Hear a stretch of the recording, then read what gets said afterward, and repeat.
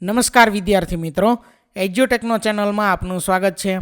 આજે આપણે ધોરણ 7 વિષય અંગ્રેજીમાં દ્વિતીય સત્રની અંદર unit number 1 am I lost તેની એક્ટિવિટી નંબર 7 અને 8નું સંપૂર્ણ સોલ્યુશન કરીશું.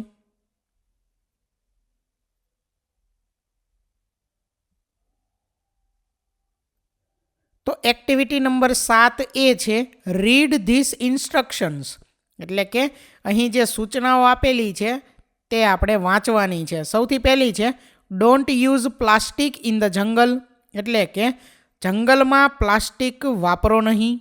ત્યાર પછી બીજું don't throw રબિશ here and there, એટલે કે ગમે ત્યાં કચરો ફેંકો નહીં. ત્રીજું don't walk in the jungle, એટલે કે જંગલમાં ચાલો નહીં. ત્યાર પછી ચોથું છે ડોન્ટ ટીઝ એનિમલ્સ, એટલે કે પ્રાણીઓને પજવો નહીં, પ્રાણીઓને હેરાન ન કરો. પાંચમું પ્રોટેક્ટ ધ જંગલ, એટલે કે જંગલનું રક્ષણ કરો. ત્યાર પછી છઠ્ઠું છે don't give any food to them, એટલે કે તેમને ખાવાનું આપો નહીં. ત્યાર પછી આગળ સાતમું છે this park is our national property, એટલે કે આ ઉદ્યાન આપણી રાષ્ટ્રીય મિલકત છે.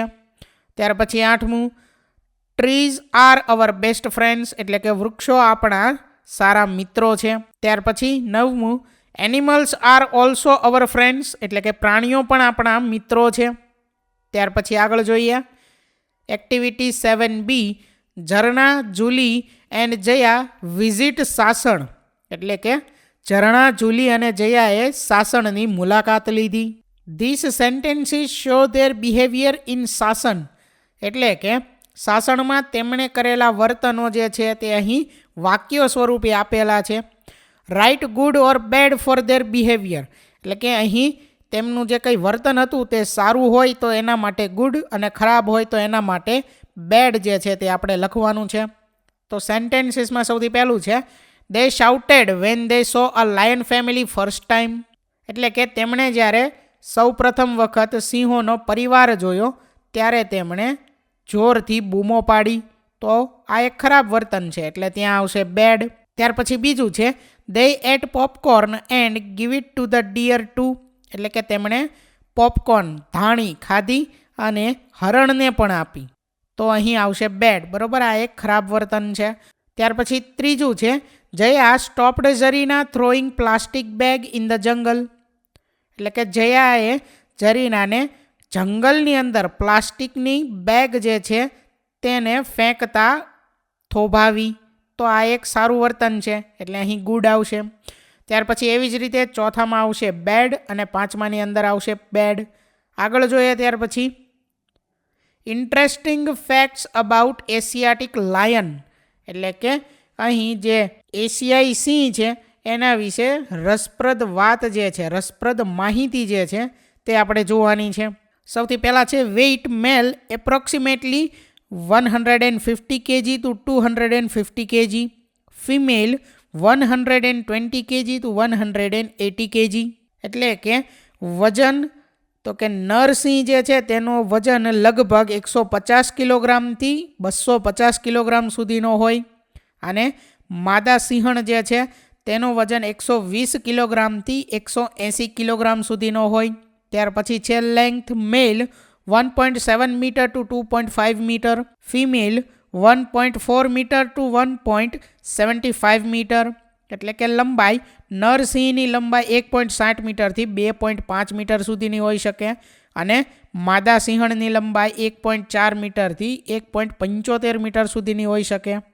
ત્યાર પછી length tail 70 centimetre to 105 centimetre, એટલે કે જે કંઈ પૂંછડી છે તેની લંબાઈ 70 સેન્ટીમીટરથી 105 સેન્ટીમીટર સુધીની હોય છે. ત્યાર પછી આગળ છે લાઈફ સ્પાન 60 to 80 યર્સ, એટલે કે આવરદા જે કંઈ છે તેમની ઉંમર તે 16થી 18 વર્ષ સુધીની છે. ત્યાર પછી આગળ typical diet dear, wild Beers, બફેલોઝ, એન્ટીલોપ્સ, એટલે કે વિશિષ્ટ આહારની અંદર હરણ, જંગલી રીંછ, ભેંસ અને કાળિયાર. ત્યાર પછી આગળ જોઈએ activity number 8 A study this map and read the dialogue based on it. એટલે કે અહીં જે નકશો આપેલો છે તેનો અભ્યાસ કરવાનો છે અને ત્યાર પછી એના આધારે જે કંઈ સંવાદ આપેલા છે તે સંવાદ આપણે વાંચવાના છે. તો સંવાદ વાંચીએ. Rohan says, hello Javed, now I am at the bus stop. Where are you? તો રોહન કહે છે, હેલો જાવેદ, અત્યારે હું બસ સ્ટોપ પર છું, તું ક્યાં છો? Javed says, I am at the post office. એટલે કે જાવેદ કહે છે હું પોસ્ટ ઓફિસ પર છું. Rohan says, how can I reach there? એટલે કે રોહન કહે છે હું ત્યાં કેવી રીતે પહોંચી શકું? Javed says, first of all come out of the bus stop, then turn left and walk along the main bazaar road. એટલે કે જાવેદ કહે છે પહેલાં તો બસ સ્ટોપમાંથી બહાર નીકળ, પછી ડાબી તરફ વળીને મુખ્ય બજારના રસ્તે ચાલ. Rohan said, Javed, now I am on the bazaar road and I see the signboard of Rana street. એટલે કે રોહન કહે છે, જાવેદ, હવે હું મુખ્ય બજારના રસ્તા પર છું અને મને રાણા સ્ટ્રીટનું બોર્ડ દેખાય છે. Javed, walk straight about 50 meters, then you will see the signboard of Bank Street. Take a left turn from there and you will see the post office after few minutes. એટલે કે જાવેદ કહે છે લગભગ 50 મીટર સીધો ચાલ, પછી તને બેંક સ્ટ્રીટનું બોર્ડ દેખાશે, ત્યાંથી ડાબી તરફ વળ અને તને પોસ્ટ ઓફિસ દેખાશે. ત્યાર પછી આગળ છે આફ્ટર 5 minutes, એટલે કે 5 મિનિટ પછી. રોહન સેઝ, હાય જાવેદ. એટલે કે રોહન કહે છે હાય જાવેદ. ત્યાર પછી આગળ હવે activity 8B, draw the map of your village or area or town or city. એટલે કે તમારો ગામ અથવા તો એરિયા, જે કંઈ પ્રદેશ છે તે, અથવા તો જે કંઈ સિટી છે તે, શહેર છે તે, તેનો નકશો તમારે અહીં દોરવાનો છે. જે કાર્ય તમારે જાતે કરવાનું છે. ત્યાર પછી હવે આગળ છે એક્ટિવિટી નંબર 8C. તમારો મિત્ર તમારા ગામ કે વિસ્તારના બસ સ્ટોપ પર પહોંચ્યો છે. તમારો સંપર્ક મોબાઈલ દ્વારા કરે છે. તમારો મિત્ર તમારા ગામ કે વિસ્તારના 3 સ્થળોની મુલાકાત કરી શકે તે માટેની સૂચનાઓ આપો. Your friend says, hello, I am at the bus stop. ત્યાર પછી સૂચનાની અંદર આપણે કહી શકીએ કે you says, come out of the bus stop and take a left turn, walk along the main road and you will see the Shivam Cinema Hall. In a few minutes, your friend says, yes, here I am, standing near Shivam. You says, good. Now take a right turn and walk for about 50 meters. You will see a tower. After a few minutes, your friend says, okay, I have reached the tower. You says, go behind the tower road. You will see Ganpati temple. ત્યાર પછી your friend says, oh I reached at Ganpati temple, it's really very holistic place. You says, now came out from the temple and go on the main road. Your friend says, all right, here I am on the main road. You says, take a left turn and walk along the road till you see a signboard of Hawa Mahal. After few minutes, your friend says, yes, I am standing near the signboard. You says, take a right turn and you will reach the main gate of the Hawa Mahal. Your friend says, okay, thank you for your help. I will call you later.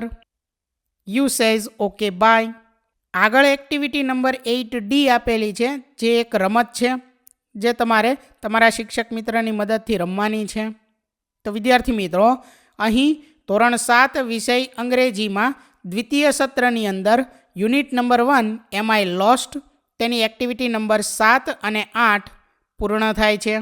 તો વિદ્યાર્થી મિત્રો, અહીં ધોરણ 7 વિષય અંગ્રેજીમાં દ્વિતીય સત્રની અંદર unit number 1 am I lost, તેની એક્ટિવિટી નંબર 7 અને 8નું સોલ્યુશન પૂર્ણ થાય છે. થેન્ક યુ દોસ્તો. એજ્યુકટેકનો ચેનલ તરફથી વિડીયો નિહાળવા બદલ આપનો આભાર. આવા બીજા વિડીયોઝ નિહાળવા માટે અમારી યુટ્યુબ ચેનલ એજ્યુકટેકનો અત્યારે જ સબસ્ક્રાઇબ કરો. આભાર દોસ્તો.